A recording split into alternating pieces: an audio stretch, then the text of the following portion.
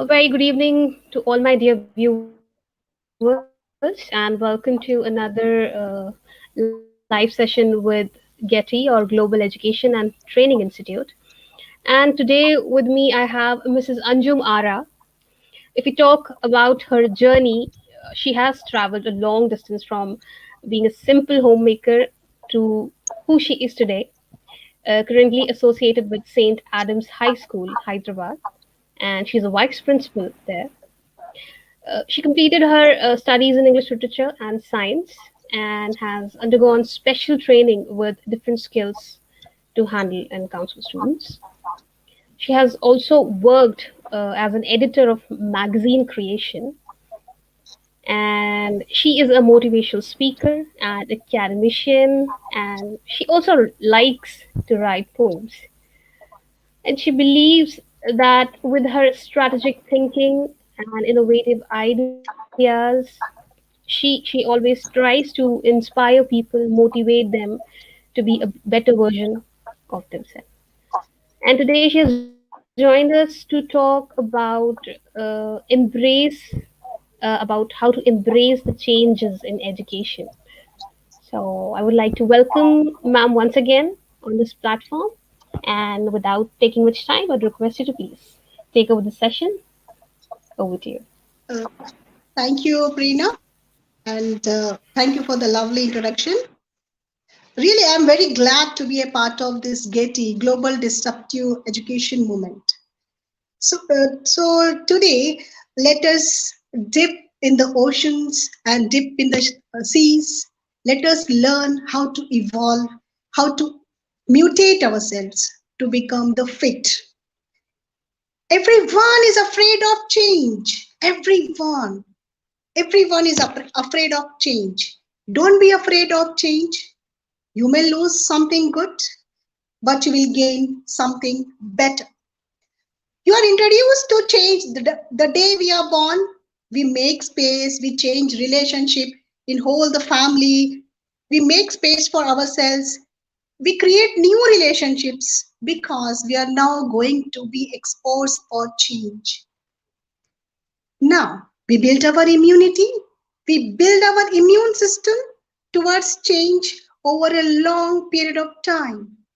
There are people out there who have great immune system. They accept the change without a problem. There are people, some people, who develop immune system towards change with time and age.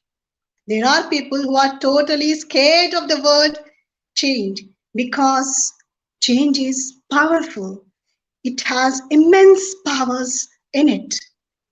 Overcome this fear, embrace change. In life, there are many things we are afraid of. Do you agree? There are small things like a spider, a rat. Of course, I do agree. Fear is a natural instinct that is a part of our survival mechanism which protects us from danger. But there is also a false fear, which we often use as an excuse for not going after what we want in our lives. This false fear, it overwhelms us. Each one of us knows exactly what is better for our life, but these false fear hinders it. Somehow it stops us from going after some things, for making the changes, for embracing the change because it seems like, oh, the change is a difficult thing in the world. Just look at the weight loss industry, the industry which is flourishing. We all know very well that in most of the cases, all it takes to reduce the weight or to maintain to be fit is a little change in the lifestyle, a little healthy diet, and a little bit of exercise. Yet this multi-billion dollar industry exists and it keeps getting stronger and stronger. When you think of change, you just assume, you see risk, uncertainty, and all the hard work you will have to put in to get results. Once you realize that this is that just the instinct, this is just your false fear which is making you afraid which is bringing into your knowledge, into your notice that you may have this all pains, this all these disappointments. And even this change, this fear doesn't allow us to come out of our comfort zone. We have to overcome that the big question, what if? What if is that question? If we overcome and if we go ahead, we are going to flourish in our lives. The basic needs of human being, food, clothing, and shelter. The next basic requirement is, of course, education. But, my dear friends, education cannot be traditional. It should embrace the change. Think over, for a minute, think over a country producing many graduates but unable to consume them. Are we able to give the real-time corporate experiences to the students in the school and in the colleges? We are faced with two major problems. The one is unemployment, the other is underemployment. Underemployment is a major problem. When we compare underemployment and unemployment, underemployment is the major problem which we are facing today. According to the research, 90% of the graduates are unemployable. Reason? Definitely is we have well-filled minds, not well-formed minds. This is like an inverse relation between the aspiration of the youth and the way they are preparing and the way we are giving that environment for the youth to prepare. It's creating an inverse relation. Let us perceive the reality. The salary of a graduate is sometimes lesser than a watchman. What can be the reason be? In our education system, we concentrate less on case study, less on practical approach, very less in critical and analytical thinking. The most important pillar of education is an educator. Of course, do you all agree with me? Whichever curriculum is there, whatever the plans, whatever new policies, these all should be implemented by an educator. So the important pillar of education is educator. During online classes, recently because of the COVID pandemic and all, we started online classes, digitalized classrooms and so on. During online classes, I heard many educators, many teachers complaining that students irritate them. I believe students irritate that teacher whom they don't like. So you are in which category, my dear friends? The another issue which was faced, which I heard it, was the students entering the online classroom with a different name. One student named himself as Shah Rukh Khan, another like Avatar, another student was like Sri Devi. And all the teachers and whoever was the online teacher, they'll be shouting, they'll be worried that who is this? She'll be insisting the students either requesting or scolding to enter the class with their name so that attendance can be taken. Here I would like to quote one of the quotation or the famous sentence told by Abdul Kalam sir. Abdul Kalam sir told that only three persons can have a great impact on the life of people. The first is father, second is mother, and third, teacher. Here, today's scenario is, here's time to embrace change. Today's need is teacher to build strong relationship with the children. As an educator, we have to set right expectations, build good relations with students, be a little flexible, and be error tolerant. Priority to be given not for percentage, not for the examination, not for the evaluation, priority to be given for participation, demonstration, then last is examination. Encourage collaboration. Create that atmosphere in your class that students should feel free to ask questions.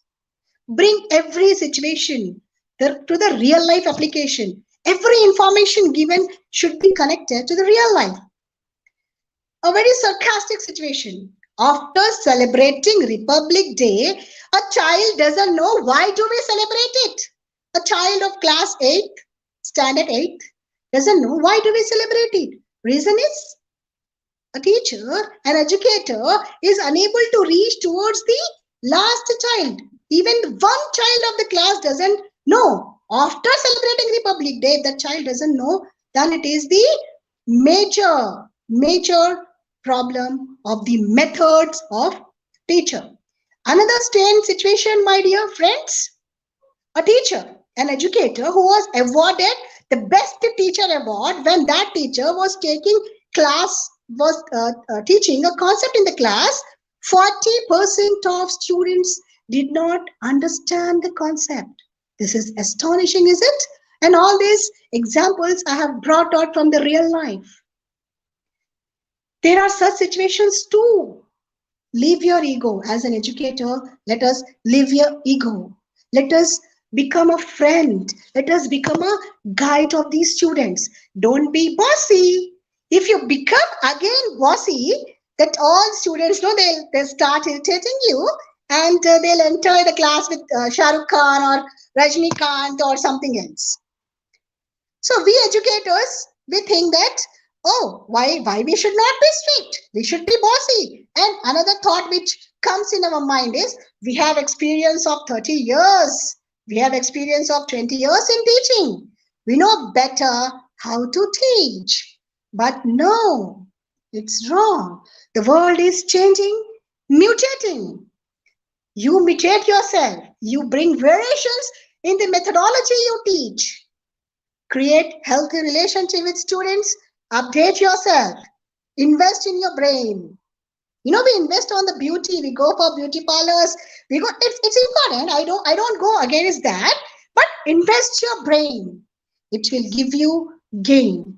In our schools, we teach children to respect elders. We teach them how to behave when elders come inside, how to respect teachers. But do we teach our children how they should respect themselves? Do we teach our children how they should respect their opinions? We give them knowledge of various subjects, but do we teach them how to identify their own strengths and weakness? Do we teach them how to become entrepreneurs? We teach them to get good rank. We guide them. We provide the best study material. We provide the best curriculum. We guide them so that they will get good rank. But do we teach them what to do if they don't get a rank? What is the backup plan they should keep? Let us embrace the change, my dear friends. Let each one communicate their ideas in the classroom. Let each one communicate their ideas, present their opinions. One more, a very sarcastic situation. The project of one of the student was broken into pieces because that project was not up to the standards given by the teacher. Let us not reject their ideas. Let us respect their opinions rather than rejecting the projects, or rather than rejecting their ideas made by students. Appreciate. You know, a student, a child who get rejection, that rejection will be engraved in the blossoming mind, in the tender mind of the child. And that these students will never take risk of doing something again. Do we empower kids to rise above technology addiction? Do we empower kids? See, this is the world, the new world. An unborn child is socialized. A child is born online and being liked and commented upon. An infant is getting it's the first laptop, the first iPhone, learning to tap on it. 92% of 2 years old, they play video games because that is what their parents are putting in front of their precious children to keep them quiet and to make them take a nap. A toddler is enjoying their favorite TV shows, and at the end of the TV show, they are asked to join different games so that they can continue their excitement, they can continue playing with their favorite characters. The child is getting addicted to phone or to the net of no fault of their own. But the way the situations design their mind, they keep on searching different videos which satisfy the dopamine which is released in the brain. The dopamine always makes a person excited. It searches for the new experiences. Here, I never mean to say phone or a technology is not good. They are the need of this hour. Now comes the role of education, the education system, and the educators. The educators should bring the awareness in the kids to understand the pros and cons of technology. Do we discuss in the classroom or do we discuss with the children? What about this YouTube, the Facebook, different apps? Do we ever discuss about them? Do we ever discuss which kind of advantages this is? What are the disadvantages of that?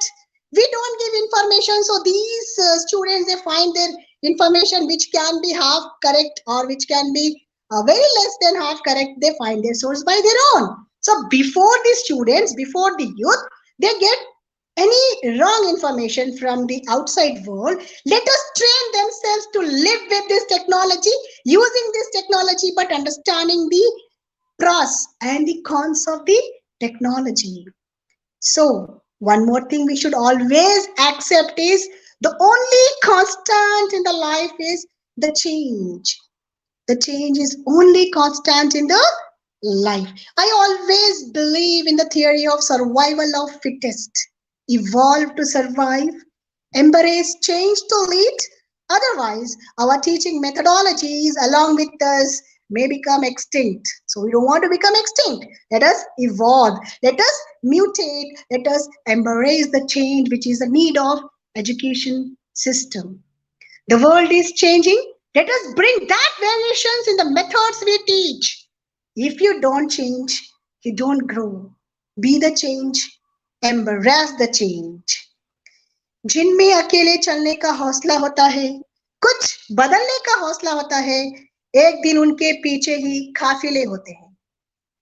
So I end my session. Hope this session is going to benefit some or many of the educators. And I appreciate Dr. Sunita Gandhi for this disruptive movement in bringing education and also bringing all the global leaders under one platform. So thank you once again, GETI Global Education, for giving me this opportunity for presenting my opinions and ideas. Thank you, Prerna, once again. Thanks a lot. Thank you so much, ma'am, for joining in.